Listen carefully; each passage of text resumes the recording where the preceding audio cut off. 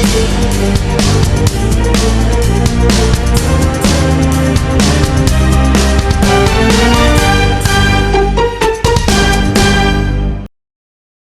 सा जो fiscal year ख़त्म हुआ है,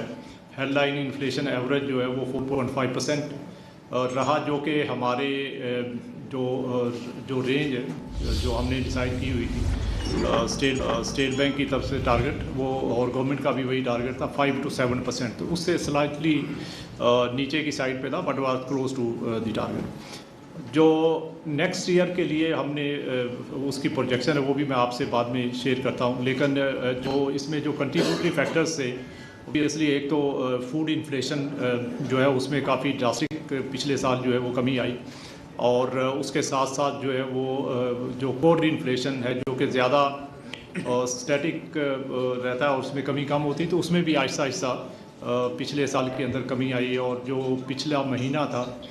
जून का महीना उसमें ये कम हो गए तो अब 7.2% के करीब आ गया कोर इन्फ्लेशन, और इसी तरह जो हमारा हेडलाइन इन्फ्लेशन है पिछले महीने जून में ये 3.2% था। तो आपने देखा होगा कि अप्रैल के अंदर जो है वो इन्फ्लेशन हेडलाइन जो है वो बॉटम आउट हुआ और ये तकरीबन 0.3% के करीब आके तो इसने बढ़ना शुरू कर दिया, और पिछले 2 माह में मई और जून के अंदर इसमें इजाफा हुआ है, और आगे भी हम देख रहे हैं कि इसका अगले साल जो है वो थोड़ा शुरू में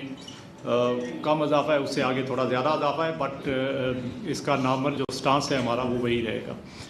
और इसके साथ साथ जो हम देख रहे हैं कि चूँकि एनर्जी प्राइसेस अभी रिसेंटली कुछ उसमें एडजस्टमेंट्स हुई हैं, और आगे चल के बेस इफ़ेक्ट जो है वो उसका भी वो फेवरेबल नहीं रहेगा, तो उसका भी इम्पेक्ट जो है वो नेक्स्ट ईयर में आएगा। तो इस सब चीज़ों को देखते हुए कमेटी ने ये डिसाइड किया, और उसके अलावा बाकी के जो हमारे इंडिकेटर्स हैं जिसमें ख़ासकर जो है वो एक्सटर्नल अकाउंट की हमारी सिचुएशन है उसको भी रिव्यू किया, और उसके बेस पे कमेटी ने डिसाइड किया कि हम जो है वो इस साल का इस कमेटी में इन्फ्लेशन इसका जो रेट है वो उसको मेंटेन रखें। ख़ासकर एक्सटर्नल अकाउंट के ऊपर बहुत ज़्यादा केयरफुली उसको रिव्यू किया गया, और उसके अंदर रिसेंट जो चेंजेस आई हैं उसके ऊपर काफ़ी फोकस किया गया। और आपने देखा होगा कि हमारे इंपोर्ट्स जो हैं वो पिछले साल जो 24 का साल था उसके मुकाबले में 25 में उसमें सब्सटेंशियल इंक्रीज़ आया है। जो 24 के अंदर 53 बिलियन डॉलर्स के इंपोर्ट्स थे, जो 2025 में बढ़ के तो तकरीबन 59 बिलियन जो है 59.1 बिलियन डॉलर्स वो हो गए। तो इसके अंदर जो ओवरऑल इंक्रीज़ था वो तकरीबन 11% के करीब था, 11.1%, लेकिन ज़्यादा जो इसमें देखने की बात है कि नॉन ऑयल इंपोर्ट्स में कैसे उसमें चेंज आया। तो नॉन ऑयल इंपोर्ट्स जो हैं वो 16% से बढ़े हैं, और ये इस चीज़ को भी इंडिकेट करता है कि हमारे